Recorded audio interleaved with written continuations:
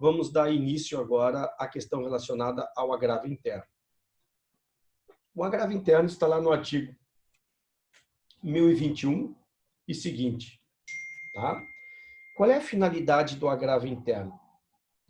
O agravo interno é um recurso que se utiliza para atacar uma decisão monocrática no tribunal. Quando o relator decide, naquelas hipóteses do 932, que ele confere poderes, quando ele decide monocraticamente, tá? A legislação entende que desta decisão monocrática é o ônus da parte, se ela quiser ver esta questão discutida perante o colegiado, né, porque foi uma decisão monocrática, é o ônus da parte interpor o agravo interno. Qual é a função do agravo interno? Levar a questão que foi decidida monocraticamente pelo relator ao órgão colegiado. Essa é a função do agravo interno. O 1021 é muito claro, porque ele diz o seguinte: contra a decisão proferida pelo relator, então são aquelas decisões do 932, monocraticamente, né, caberá agravo interno para o respectivo órgão colegiado, observadas, quanto ao processamento, as regras do regimento interno do tribunal, certo? O que acontece? Por que isto funciona assim? Já vinha funcionando no código anterior, mas agora amplificou um pouco mais. A ideia é a seguinte: a ideia é que o relator, hoje, quando recebe o recurso, ele pode, dentro daquelas hipóteses do 932, ele pode decidir monocraticamente. O legislador lhe concede poderes, né, nas hipóteses 932 para decidir monocraticamente. Qual é a ideia do legislador nesta hipótese? Tá? Os poderes do legislador. São duas especificamente. Tá? Primeiro, por uma questão de economia processual. Esse é um dos argumentos mais fortes. Se vocês olharem as hipóteses do 932, tá? Existe uma questão de atipicização da tutela antecipada. Então, vejam que, por exemplo, o tribunal pode, nestas hipóteses aqui, conceder, né, pelo inciso 2º, a tutela provisória que a parte pediu em termos de recurso. Então, tem duas finalidades. Especificamente, o relator ganha poderes, porque não tem sentido, às vezes, imaginem, a parte interpõe apelação. Tá? E aí o relator monocraticamente usa o 932, tá? Usa o 932 para conceder eventual efeito suspensivo, ou entende que o recurso de apelação pelo inciso 3º, tá? Diz ele não vai conhecer do recurso admissível, prejudicado ou que não tenha impugnado especificamente os fundamentos da decisão recorrida. Então, imagine que o recurso foi deficiente. Não tem sentido botar na pauta do colegiado, tá? Para ser discutido algo que não vai ultrapassar o juiz de mérito em virtude da gritante deficiência, tá, no juiz de admissibilidade e que o relator já constatou. Então, não manda para o colegiado. Acaba ali o problema. Ou então, nas hipóteses, o legislador também colocou, em que o recurso que a parte interpõe, por exemplo, o juiz fundamenta uma sentença com base numa súmula do STJ ou do STF. Tá? E aí a parte apela, contrário ao que está na súmula. Ora, diz lá o inciso 4º. o relator pode negar provimento ao recurso que for contrário a uma súmula do STF ou do STJ, ou do próprio tribunal. Ora, qual é a ideia que se faz disso? É que nestas hipóteses, a chance do recurso prosperar é muito baixa, é quase zero. É quase zero. Um recurso contra uma súmula hoje é quase zero.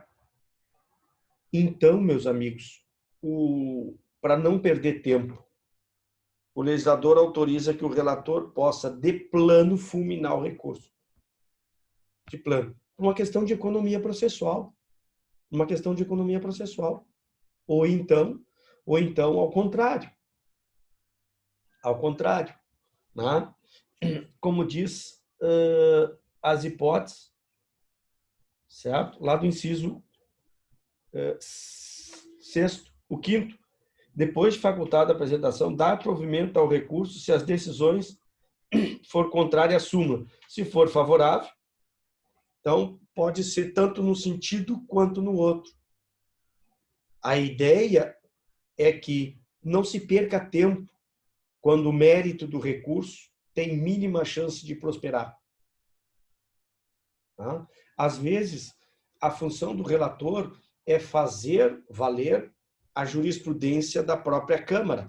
Então, se a Câmara pensa num sentido, né, não tem sentido colocar no colegiado, já o relator que pertence àquela Câmara já sabe como ela pensa, não tem sentido marcar uma pauta, colocar mais um processo, se ele monocraticamente sabe que aquele recurso naquela Câmara não vai prosperar.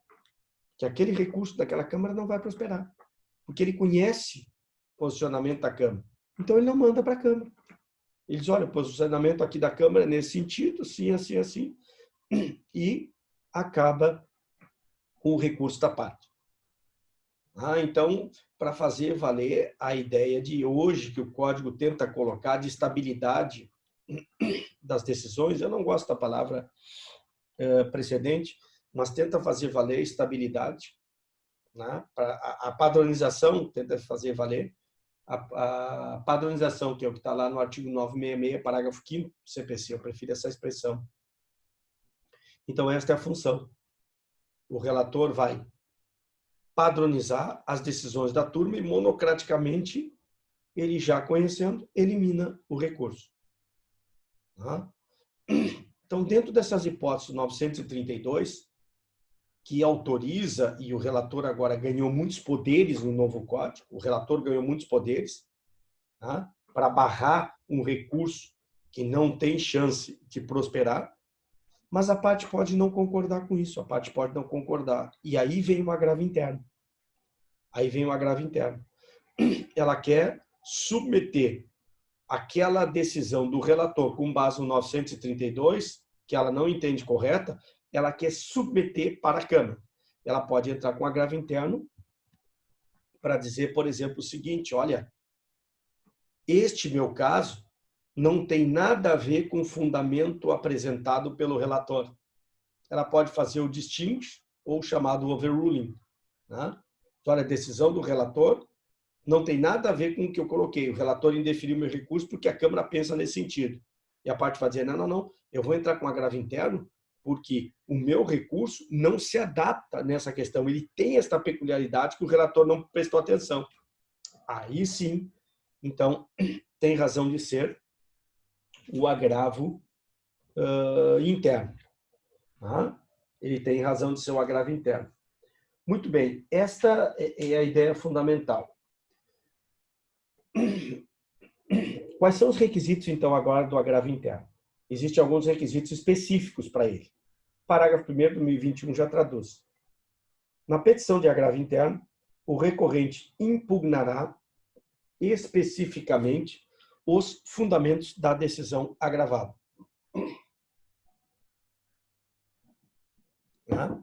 Então, aqui, o princípio da especificidade. A lei exige a impugnação específica. Tá? Não vale a parte reproduzir os mesmos argumentos do recurso. Não vale. Né? Então, aqui é fundamental ela fazer ou o distinguish ou o overruling. Porque ela tem que atacar a decisão do relator. Ela esquece, se for uma apelação, ela esquece o que o juiz disse. Então, ela vai se concentrar no que o relator utilizou pelo 932. Então, a base do recurso é o 932. E ela vai atacar aquela hipótese. Então, se o relator disse, olha, a jurisprudência da Câmara nesse sentido. A parte vai entrar pelo parágrafo 1º e ela especificamente vai dizer, olha, o argumento do relator não deve prosperar. Porque esta questão não tem nada a ver com o que a Câmara disse neste particular. Tem a ver com o que a Câmara disse naquele outro particular. Ou deve dizer, olha, esta questão da Câmara já está superada, por exemplo, porque já existe jurisprudência hoje no STJ que se posiciona assim. O STJ decidiu semana passada, semana retrasada, ou outra Câmara acabou mudando seu entendimento. Então, ela tem que pegar especificamente o fundamento utilizado monocraticamente. É isto que se lhe exige. Tá? Dentro do agravo interno, então, essa específica é uma imposição legal, em atenção ao caso concreto. Tá? E isto eu posso perceber, vejam bem, lá no 319, inciso 3º. O 319, inciso 3º, trata da causa de pedir. Tá? Trata da causa de pedir na petição inicial. E vai dizer lá, a petição inicial indicará os fatos e os fundamentos jurídicos do pedido. É isso que eu tenho que fazer. É isso que eu tenho que fazer, é valorização do caso concreto. Da mesma forma, na fundamentação, se nós olharmos o 489, né? Se nós olharmos o 489, parágrafo 1º, inciso 1º, né? Vai dizer o seguinte, ó, são elementos essenciais da sentença. Parágrafo 1º.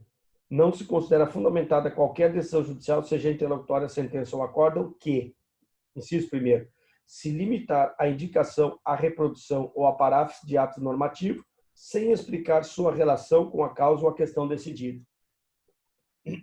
Então, o meu recurso não será considerado fundamentado se eu incidir no inciso 1º do parágrafo 1º do 489. Por isso, o parágrafo 1º do 1021 determina que eu tenho que superar esta questão. Eu tenho que superar. Tá? E vejam só que isto é tão importante, né, que não vale só para a parte. Tá? Que não vale só para a parte. Se vocês olharem o parágrafo 3º do 1021, o mesmo que o legislador impõe para o recorrente, ele também impõe para o relator. Diz o parágrafo 3º, é vedado ao relator limitar-se à reprodução dos fundamentos da decisão agravada para julgar improcedente o agravo interno. Como assim? Né? Então, imagine, eu entrei com apelação. O relator vai lá e diz o seguinte, olha, aqui na Câmara já se decide nesse sentido e mata a minha questão. Eu entro com agravo interno e digo, olha, esta questão que tu diz que é igual e juntou vários acordos da Câmara, não se adapta ao meu caso, por exemplo. Porque esses exemplos que tu usaste é de direito obrigacional. E a questão que eu discuto aqui, por exemplo, é direito real. Tá? Ou a aplicação que tu faz aqui é artigo tal. Todos que tu invocou aqui é Código do Consumidor. O meu caso não se trata de Código do Consumidor. E aí eu entro com agravo interno, respeitando o parágrafo 1º. Este meu agravo interno que eu fiz, obviamente, nós vamos ver, ele vai para o próprio relator. Ele vai para o próprio relator. Por que ele vai para o próprio relator? Tá? Parágrafo 2º do 1021. O agravo será dirigido ao relator. Então, eu não concordei com a decisão monocrática dele, eu entro com um agravo interno dirigido para o próprio relator. Para o próprio relator, né? Que vai intimar o agravado para se manifestar no prazo de 15 dias, já vou ver o procedimento. E, ao final, não havendo retratação, opa, então eu entro com um agravo interno, faço a minha fundamentação com base no parágrafo 1º de 2021, ele intima o agravado, né, para as contrarrazões, ele intima para as contrarrazões, e o prazo das contrarrazões é o de todos os recursos, 1003, parágrafo 5º, é 15 dias úteis, é o mesmo prazo que eu tenho para interpor, eu tenho para contrarrazoar pelo princípio da igualdade da isonomia. Então, ele intima o agravado se manifesta neste prazo. Então, eu interponho o recurso perante o próprio relator, é intimado o agravado, sai uma intimação, tá, para o agravado, ele tem o prazo de 15 dias, cumprido o prazo, ele apresenta as contrarrazões, tá, e tudo isto volta para o próprio relator. E aqui é que me interessa. Podendo, pelo parágrafo 2º, diz lá, o relator pode se retratar, ou seja, ele olha os argumentos do Darcy no agravo interno e diz, olha, eu apliquei pensando que era este pressuposto. Tá? Perfeito. Posso me retratar. E aí ele muda o ponto de vista. Se ele não mudar, tá? Ele tem que responder. De qualquer forma, ele tem que responder o agravo interno. Ele vai ter que responder o agravo interno. Então, ele pode responder de duas formas. Concordando com o agravante, e aí ele se retrata, ou discordando do agravante. Só que o parágrafo 3º é muito claro e vai dizer o seguinte, olha, desembargador, relator, se o senhor discordar, o senhor terá que fundamentar. E fundamentar vale o mesmo critério que eu falei para o agravante, ou seja, o senhor tem que respeitar o parágrafo, o inciso 1º do parágrafo 1º do 489. Ou seja, diz o parágrafo 3º, é vedado a ele se limitar à reprodução dos fundamentos da decisão agravada para julgar improcedente. Então, ele vai dizer, olha, eu não concordo com os argumentos do Darcy no agravo interno, mas ele não pode reproduzir, repristinar os argumentos que ele já usou. Da mesma forma, em homenagem ao caso concreto, ele deve usar o que eu falei e partir do que eu falei. Ele não pode repetir o argumento anterior dele. Ele não pode dizer, olha, tendo em vista o que eu já fundamentei antes, indefiro o meu agravo, o agravo interno. Qual é o prazo que eu tenho para interpor o agravo interno? A regra geral permanece a do 1003, parágrafo 5º, que nós já vimos. Salvo os embargos de declaração, que têm um prazo diferenciado, exceto os embargos de declaração, o prazo para interpor recurso e para responder-lhes é de 15 dias. Então, salvo os declaratórios, serve para todos. O código agora, ele unificou. Então, é 15 dias úteis, aplica o 229, 15 dias úteis para a interposição do agravo interno. Tá? Contando aquelas regras, dies a quo não computator interno, dies ad quem computator interno, ou seja, exclui o dia do começo e depois inclui o dia do final na contagem do prazo para o agravo interno. Então, eu tenho esses 15 dias. Interposto o agravo interno nesses 15 dias, ele é dirigido diretamente ao relator, o relator decide, né, a minha apelação, aí eu interponho o agravo interno diretamente para o relator decide, né, desta decisão o advogado é intimado, ele é intimado, no momento que, antes dele ser intimado, eu interpus o agravo interno, o relator recebe o agravo interno, ato seguido, ele intima o agravado. a parte contrária. Ele intima a parte contrária para as contrarrazões. Então, a parte contrária tem 15 dias para as contrarrazões. Feitas as contrarrazões em 15 dias úteis, né? Entregue as contrarrazões em 15 dias úteis, né? O relator se manifesta, se retratando ou não. Se ele não se retrata, né? Como diz o próprio parágrafo 2º, o relator levá-lo-á a julgamento pelo órgão colegiado. Ele não se retrata, ele fundamenta e automaticamente ele deve remeter o processo para o julgamento colegiado. Né? Agora aqui, ó, com inclusão em pauta. O que quer dizer o seguinte? Com inclusão em pauta. Então, ele terá que ser posto em pauta. Por que isso é importante? Porque coloca com inclusão em pauta, as partes serão intimadas do dia e da hora do julgamento. Do dia e da hora. Isso é importante porque, se não é incluído em pauta, o advogado pode ser na sessão seguinte ou na outra sessão, o advogado não sabe quando ele será julgado. Agora, como é colocado em pauta, obrigatoriamente tem que sair intimação para as partes, agravante e agravado, certo? Sai intimação para as partes. Tá? Muito bem. Uma outra questão em relação ao parágrafo 4º. Olha que interessante o parágrafo 4º. Quando o agravo interno for declarado manifestamente inadmissível ou conjunção alternativa improcedente em votação unânime, então nós temos dois critérios objetivos. O que é algo manifestamente inadmissível? A parte entra com recurso inicial, uma apelação, por exemplo, e existe um vício. O relator aponta, a parte ainda assim não concorda, entra com um agravo interno, diz que está errado, mas o fundamento do agravo interno ele é manifestamente contrário, por exemplo, ao que está na lei, ao que está numa súmula, ao que está em alguma coisa.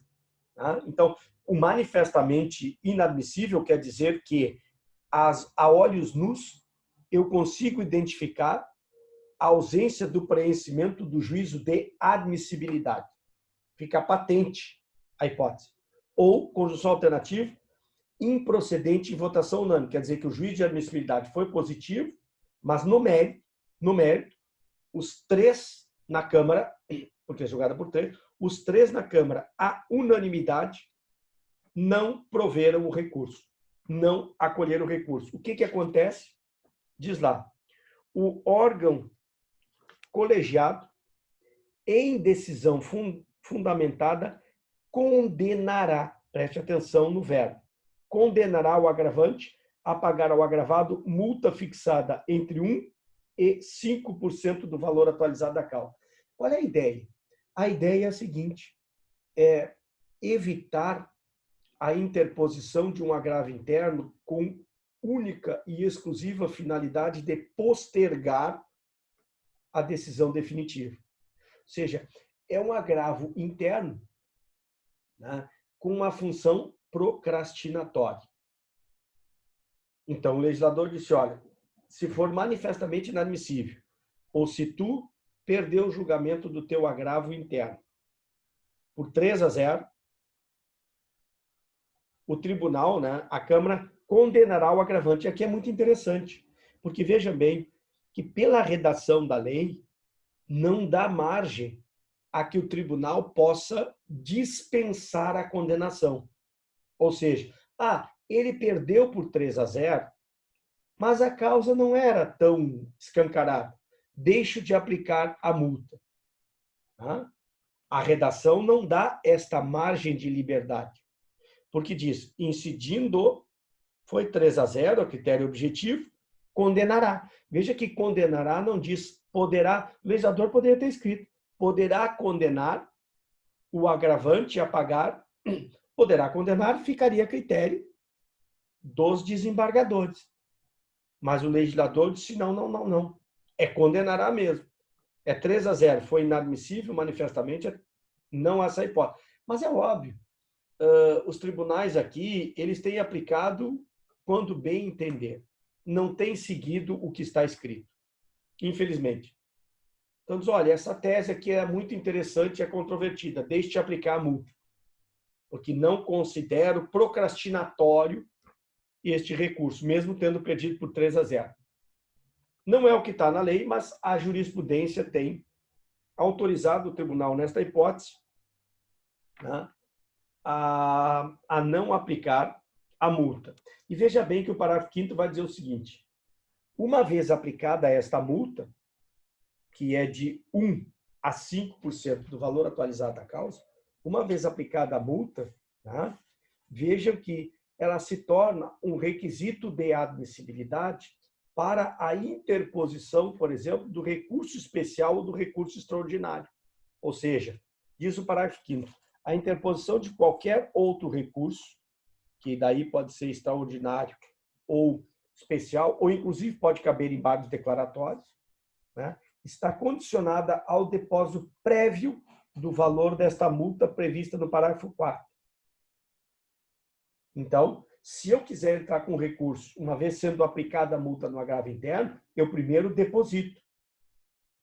Na cláusula solve et repete, ou seja, primeiro tu paga e depois tu discute. À exceção, diz o parágrafo 5º, à exceção da fazenda pública e do beneficiário da AJG, que só vão pagar ao final do processo.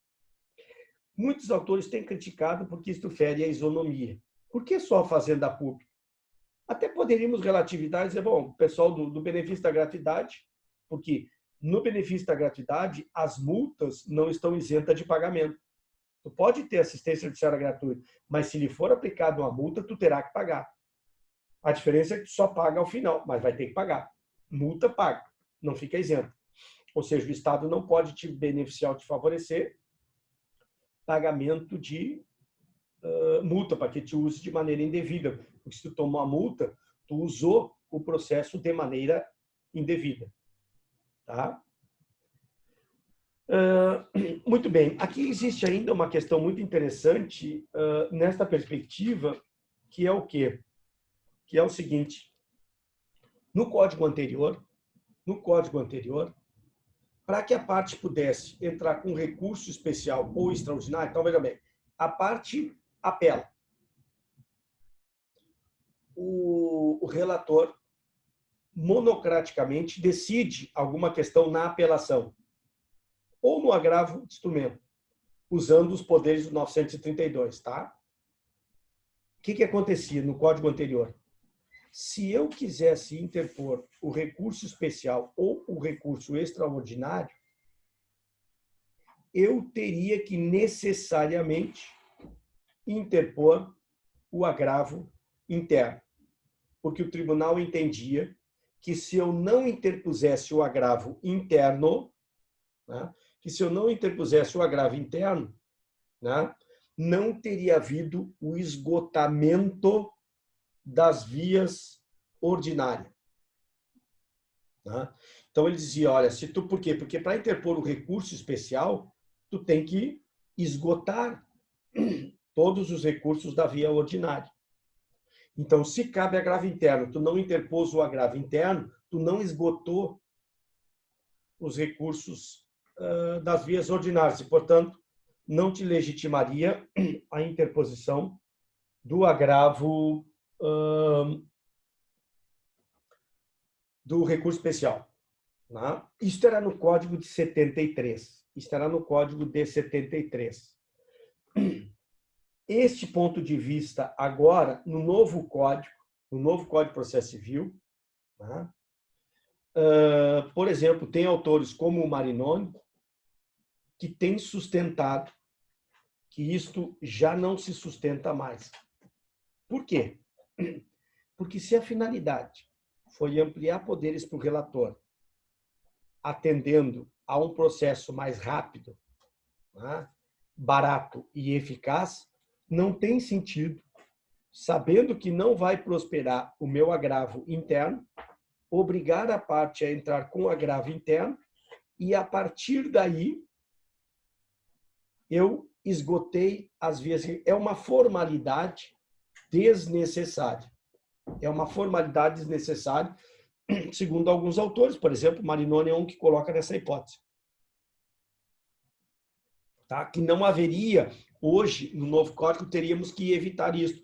Porque o espírito do novo código hoje, ele vai em sentido contrário a praticar esses atos que seriam desnecessários.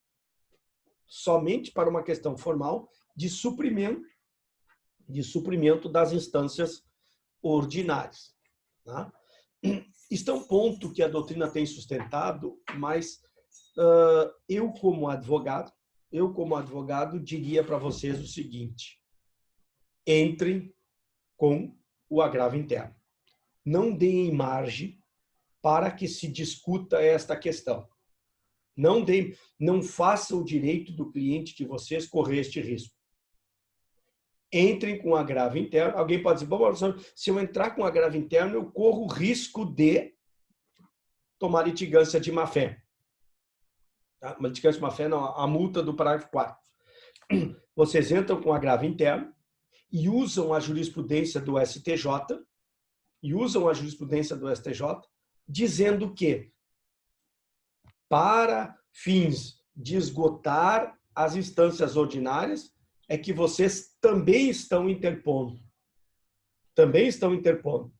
E aí, com isto, vocês afastariam a multa do parágrafo 4º do 1021, né, como uma espécie de jurisprudência defensiva para evitar a utilização do recurso de vocês neste particular.